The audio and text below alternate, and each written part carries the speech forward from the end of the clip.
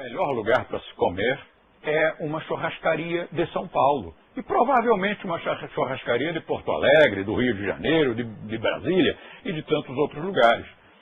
Porque na churrascaria nós encontramos muitos pratos deliciosos e bem temperados, feitos por especialistas em carnes, mas feitos sem carnes. A questão que eu quero levantar hoje é se fomos projetados para comer carnes ou não. Porque isto vai resolver uma série de questões. Às vezes as pessoas dizem, sim, mas e o que nós podemos usar para substituir a carne? Se alguém lhe disser isso, olhe no fundo dos olhos da pessoa com uma cara de perplexidade e diga assim, substituir? Como assim substituir? O que é ruim não se substitui, elimina-se. Se você simplesmente tirar a carne e não puser nada no lugar, já saiu ganhando, já é lucro. Substituir a carne. Pense bem a respeito desse paradigma. Como assim substituir? Substituir em que sentido? Você já está partindo do princípio de que precisamos dela. E ainda há as almas ingênuas que, entrando para um sistema alimentar mais inteligente, dizem, mas eu substituo a carne, eu como soja. Meu Deus, vegetariano não come soja, meu querido. Quem come soja é vegetariano de boutique. É aquele vegetariano que não sabe o que vegetariano come. Então, disseram-lhe, ele ouviu o galo cantar em algum lugar, dizendo que é preciso substituir a carne, precisa comer proteína. Sim, mas proteína tem em quase tudo que você ingere. Então, não há essa preocupação. Eu parei de comer carne em idade de crescimento. Não substituí por coisa alguma. Bem pelo contrário. Tive a alimentação mais alucinada que você possa imaginar.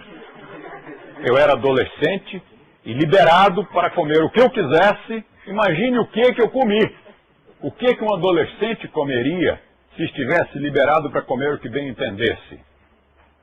Batata frita, ovo frito, queijo quente, milkshake de chocolate, ou seja, tudo aquilo que faria o horror dos nutricionistas, que levaria alguns médicos ao suicídio. E não obstante, estou aqui, já quase bisavô, com um corpinho de 25. Então, qual é a conclusão a que se pode chegar? É a conclusão de que há muita desinformação com relação aos sistemas alimentares. Não estou recomendando que comam batata frita, ovo frito, milkshake de chocolate e sanduíche de queijo quente. Não é isso, não é isso. Não estou recomendando. Prefiro que tenham todos uma alimentação mais saudável. O que eu quis foi mostrar que há absurdos aureolados como verdades. E que mesmo tendo uma alimentação absurda, uma alimentação adolescente, apesar disso, continuei em idade de crescimento, fazendo todos os esportes, vivendo e viajando, e continuo com muita energia. Então, o que talvez tenha contribuído para isso? Talvez seja o fato de que não envenenei o meu corpo ingerindo defuntos, corpos em decomposição. Talvez isso tenha ajudado. Outros diriam, foi o yoga. Não sei, talvez o conjunto desses fatores, talvez outros, talvez alguns elementos emocionais, talvez algumas outras técnicas praticadas, não sei. O fato é que a carne não faz falta. E se nós fomos projetados para comer carne, nós talvez precisemos dela, mas se nós fomos projetados para não comer carne, comê-la vai produzir doenças. Acho que na aula passada mencionei isso, que um animal que é carnívoro, se você lhe der alimentação estritamente vegetariana, continua vivo. E mais, o pelo fica mais bonito. Mas se você agarrar um animal vegetariano e lhe der carne, exclusivamente carne para comer, ele morre. Façamos a mesma experiência com o ser humano. É idêntica. Se você der ao ser humano só vegetais, ele vive indefinidamente. Vai viver aí os seus 120 anos de idade. Mas se você der a esse mesmo ser humano só carnes, em poucos meses ele estará morto, morre, porque nós não fomos construídos para viver de carnes. Então, por que as comemos? Porque nós somos manipulados pelos grandes, poderosos senhores de fazendas que vivem de vender carne. E é caro, isso é um produto caro. Tanto é caro que as comunidades não tão abastadas não podem utilizar a carne, porque é o produto mais caro. Um grande mestre de shiatsu, que era o meu massagista no Rio de Janeiro, na década de 60, me contou que no Japão, no pós-guerra, faltou comida. E lá as pessoas não comeram carne durante muito tempo. E comeram muito pouquinho durante muito tempo. E que as crianças nascidas naquele período foram as crianças mais saudáveis e mais inteligentes. Por que será isso?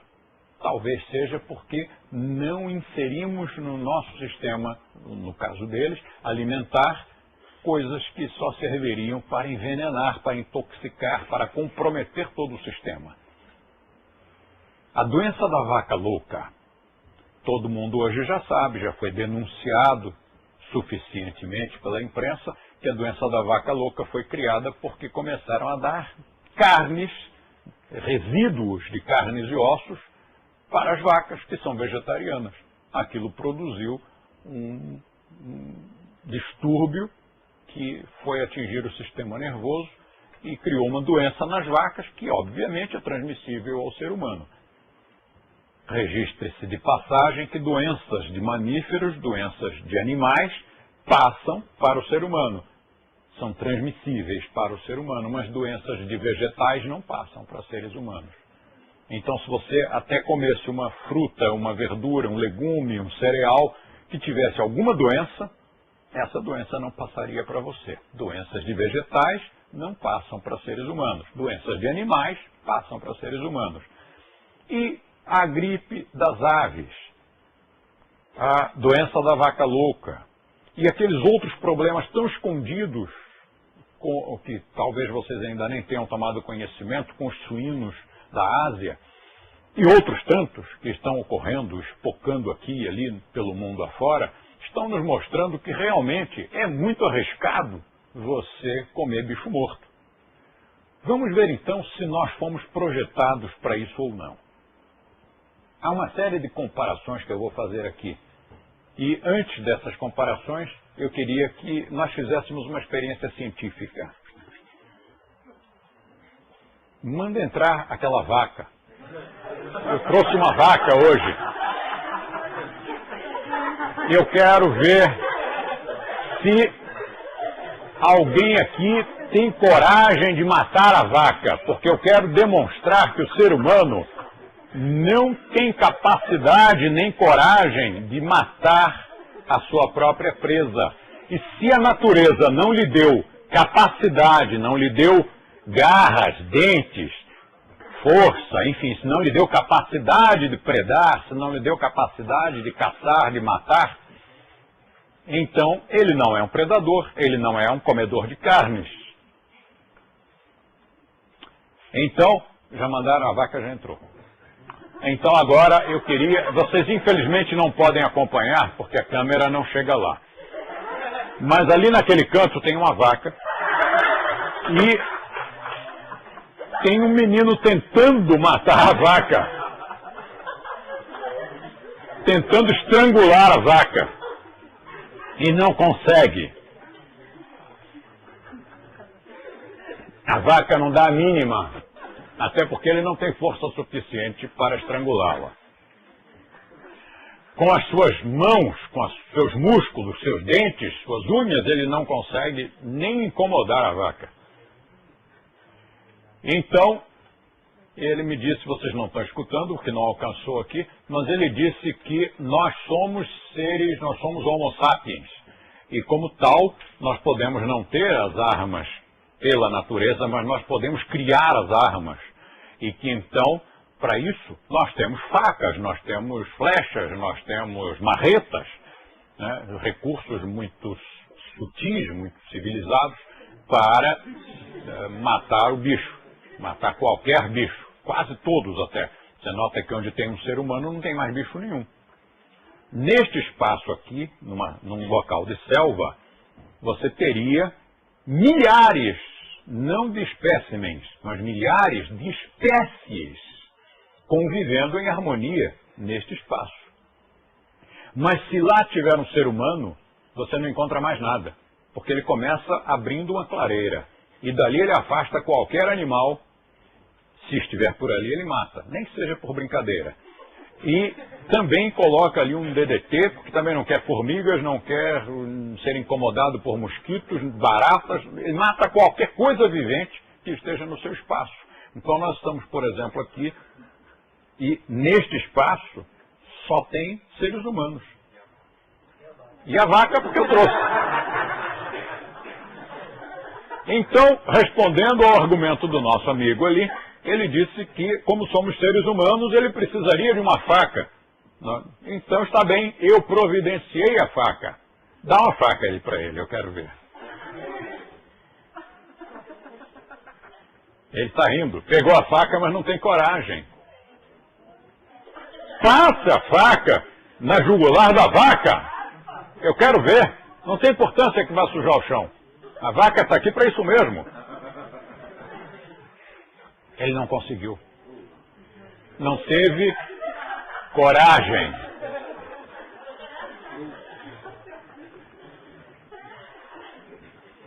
Nós já passamos pela primeira etapa da experiência.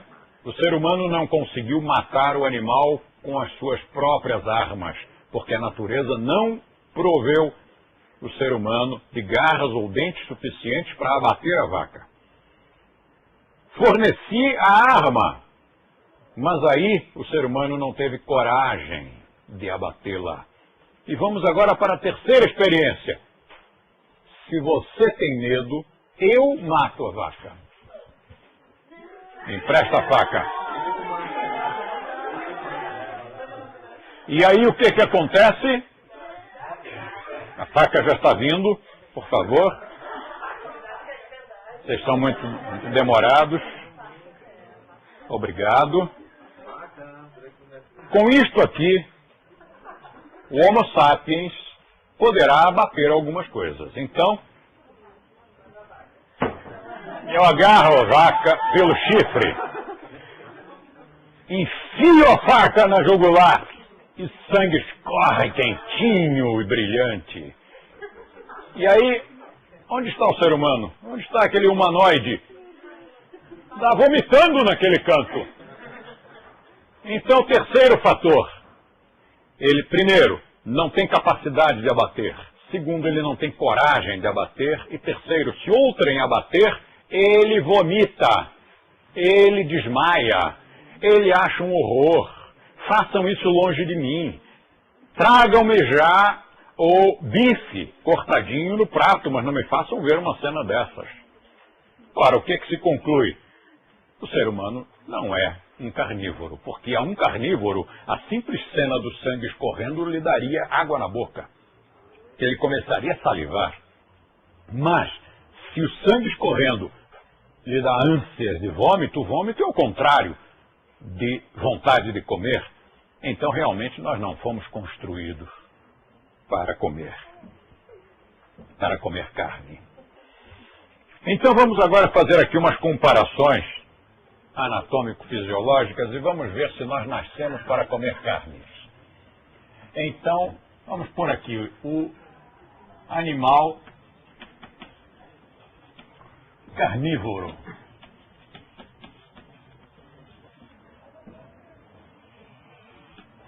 Aqui o animal vegetariano.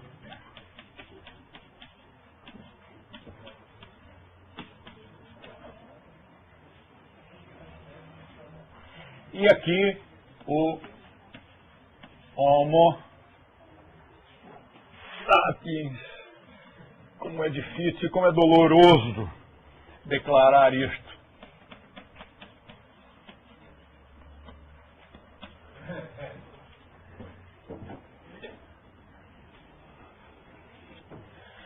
E aqui as características. Então, vamos colocar assim.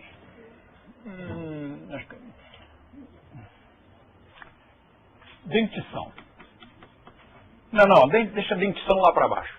Vamos colocar primeiro as coisas mais inusitadas. Um animal carnívoro sua por onde?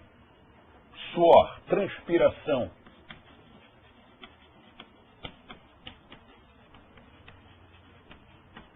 O carnívoro transpira pela língua.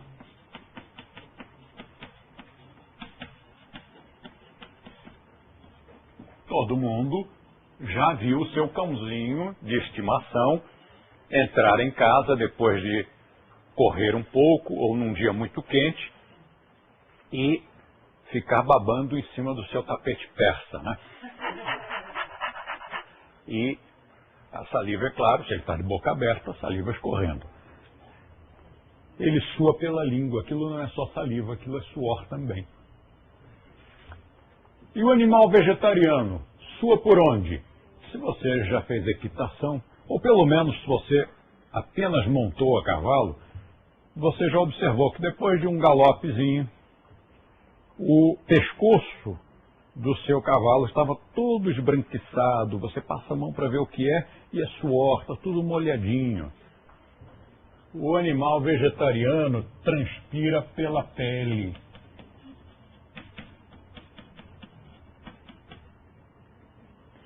E o ser humano transpira pela língua ou pela pele?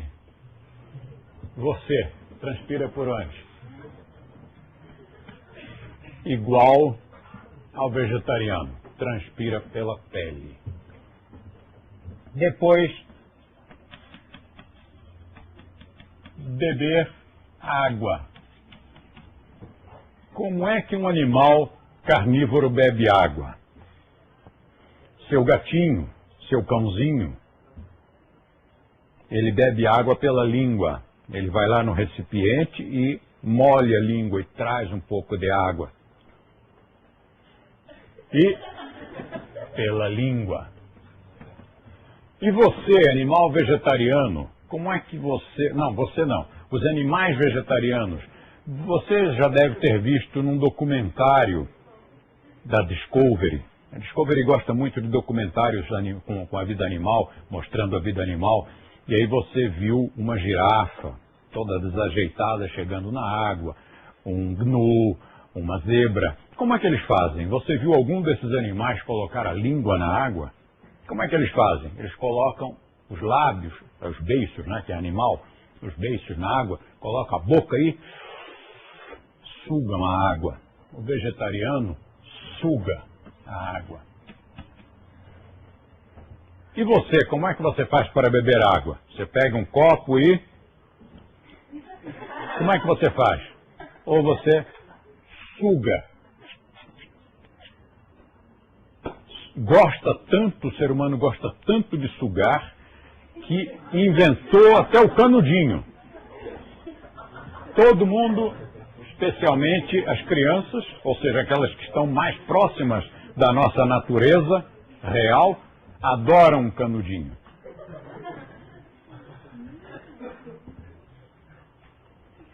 Depois nós temos a dentição.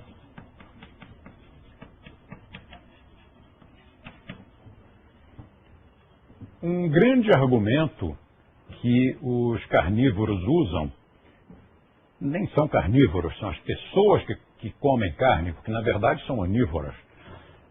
Elas se dizem carnívoras, mas são onívoras. E um grande argumento que elas usam é o de que nós temos caninos.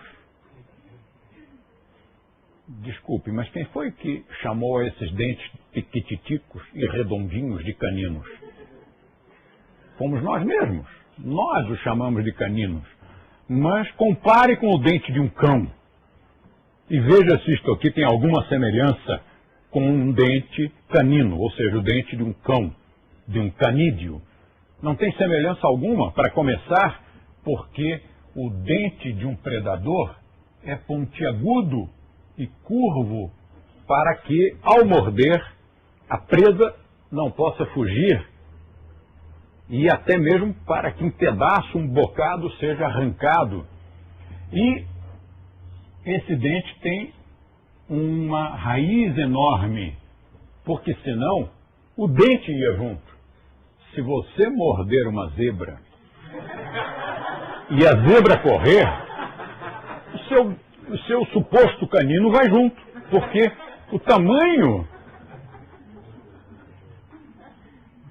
Aqui o caninozinho, que é mais curvo do que pontiagudo, ele tem uma raizinha deste tamanho. Isso lá é dente de predador que se preze. Então não tem nada a ver um dente com o outro. Isto é dente de predador, isto aqui não é. Chamam de canino, não é canino. Mas se fosse, se tivéssemos um dente maravilhoso, enorme, pontiagudo, isto seria prova de que somos carnívoros?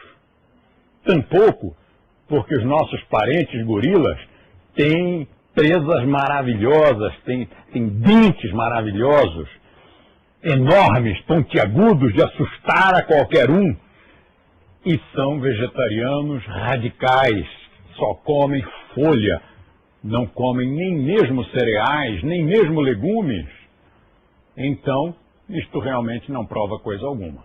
Mas, de qualquer forma, nossos dentes são diferentes, porque a dentição do animal carnívoro é essencialmente formada por dentes de furar e arrancar, cortar. E o do animal vegetariano, tirando este único dente pequeno e meio arredondado, é constituído por, na frente, dentes que cortam, chamados dentes incisivos. São facas para cortar o alimento. Não serve para cortar o couro de um gnu. Só serve mesmo para cortar um vegetal. E que não seja muito duro. E depois, lá atrás, nós temos os premolares e os molares. O nome já está dizendo, molar é para moer, os quais têm algumas raízes para segurar mais ali no lugar. Então, em que consiste a alimentação feita com os dentes de um vegetariano? Corta-se um bocado, leva-se para trás e mói-se com aqueles dentes molares.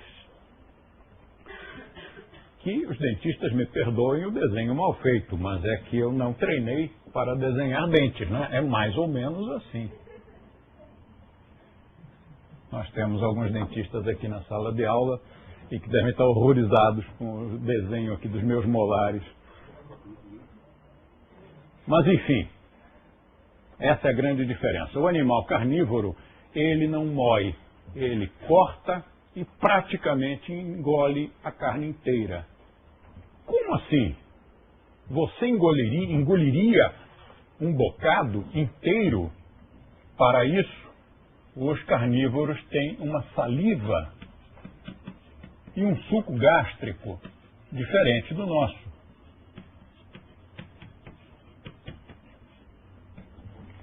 A saliva do carnívoro é uma saliva ácida e com, obviamente, todos os elementos necessários para já começar a digestão da carne ali mesmo. Nós também começamos pela ensalivação, mas a saliva do vegetariano é uma saliva alcalina. E a do ser humano? É igual. E a dentição do ser humano? É igual. Suco gástrico do carnívoro é um suco gástrico cerca de 20 vezes mais forte do que a dos animais vegetarianos em média. E a dos animais vegetarianos, em média, é 20 vezes mais fraca. Mais fraco. O suco gástrico. Por que isso? A natureza nos persegue? É implicância com a gente? Não. É que o vegetariano, se vai comer vegetais, ele não precisa de um suco gástrico tão poderoso, capaz de dissolver as coisas que o outro vai precisar. Então, o que acontece aqui com o animal carnívoro? Um dia eu estava em Porto Alegre, na casa do meu amigo César Lide, e vi o gatinho do César agarrar um pássaro. E não dava tempo, já matou, não adianta mais, né? Agora, punir o gato que tem por instinto matar, caçar, não adiantaria mais nada. O passarinho já estava morto e eu observei o que ele ia fazer. Era um aprendizado, vamos ver como é que ele faz. Ele tira as penas, separa as unhas, tira o bico, tira os ossos. É assim que gato come? Não, o gato comeu tudo. Ele comeu o pássaro com bico, com unhas, com ossos e com penas. Ele comeu tudo, não deixou nada. É por isso que o animal carnívoro precisa de um suco gástrico 20 vezes mais forte, porque precisa dissolver aquilo tudo lá dentro. Então, se você acha que nós fomos projetados para comer carne, talvez tenhamos esse privilégio do suco gástrico capacitado. Então, vamos fazer a experiência. Eu quero que você coma um pássaro inteiro, com unhas, com bico, com ossos e com penas. O que vai acontecer com você? O que aconteceria com um ser humano que fizesse isso que o gatinho do César fez? Eu acho que você morreria. Porque minimamente uma daquelas unhas ia prender numa das alças do seu intestino, numa das vilosidades, e aquilo ali ia dar uma infecção e você ia morrer. Isso assim por baixo, né? Sem falar nas outras coisas que poderiam ocorrer.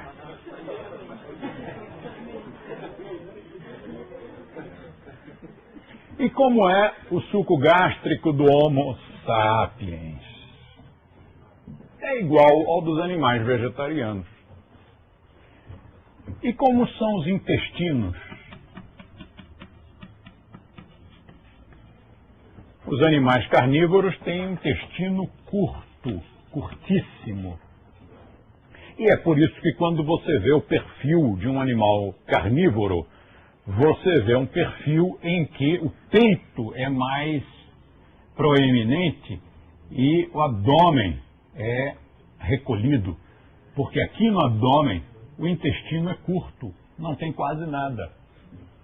E o ser humano, querendo se assemelhar ao carnívoro, faz força, né, para também ter o abdômen bem recolhido. Só que não consegue. Você vai olhar em qualquer academia de musculação e você vai observar que pessoas que vão à academia todos os dias há 10 anos continuam com a sua barriguinha, porque nós temos um intestino longo. Nós temos metros e metros de tripas dobradas aqui por dentro e que realmente ocupam espaço. Nós somos animais vegetarianos. Por que essa diferença? Porque o vegetariano vai comer alimentos muitas vezes protegidos por um envoltóriozinho de celulose. Nós precisamos de tempo ali dentro e de massageamento daquele bolo para quebrar alguma coisa dessa celulose e poder assimilar os alimentos. E como eles não são tóxicos, nós podemos tê-los aqui por mais horas. Enquanto que o carnívoro comeu coisas tóxicas, então ele tem que se livrar daquilo o mais rápido possível. Por isso seus intestinos são curtos. Mais uma prova de que a alimentação do carnívoro é extremamente tóxica, extremamente venenosa. Os animais carnívoros que vivem em tocas, quando a fêmea dá cria, ela come as fezes dos filhotes, porque se não comesse, as fezes dos filhotes produziriam doenças e a prole toda ia morrer. Mas e a mãe? Será que ela não fica doente comendo as fezes? Sim, mas a natureza não se importa mais, porque ela já cumpriu a sua missão, que era dar cria. Agora o que importa são as crias, não as mães. Na natureza é assim. Outra demonstração. Todo menino do interior de vários países já brincou de guerra de estrume, agarrando em suas mãos uma bolota de estrume de cavalo e zunindo aquilo na cabeça e até no rosto de algum coleguinha seu da mesma idade. Guerra de estrume. Excremento de cavalo zunindo para lá e para cá. Alguém faria isso com excremento de cachorro? Não, não passa pela cabeça de ninguém. E você mesmo, quantas vezes foi ali na loja comprar um adubo animal, adubo natural, para a sua hortinha, na qual você, na sua própria casa, planta algumas ervinhas para chá, alguns temperinhos e, quem sabe, até uma alfacezinha plantada no seu próprio apartamento. E você pega aquilo ali com as mãos sem luva, sem nada. E o que é aquilo? Aquilo é estrume, aquilo ali é excremento de cavalo e de outros animais vegetarianos. Você põe aquilo no pé de alface, que depois você vai comer. Será que você faria isso com o cocô do gato? Pegaria nas suas mãos sem luva? Não, não faria. E se o fizesse, ficaria doente. Então vamos fazer com luvas. Ainda assim você faria? Nem assim. Mas se o fizesse e depois fosse comer aquela alface, com certeza ia ficar doente. Porque as fezes dos animais carnívoros, as fezes de quem come carne, são venenosas, são tóxicas. Dos animais vegetarianos, não. Estamos falando de intestinos. Intestinos curtos para animais carnívoros, intestinos longos para vegetarianos. E o ser humano? Intestinos longos. Depois, ainda nos intestinos, as vilosidades. As vilosidades são aquelas dobrinhas que tem na superfície interna dos intestinos. As armas antigas, o cano das armas antigas, era liso. Eram canos chamados de alma lisa. Até que um dia as artes bélicas descobriram, até por acaso, que se colocassem raias nos canos, os projéteis teriam mais precisão.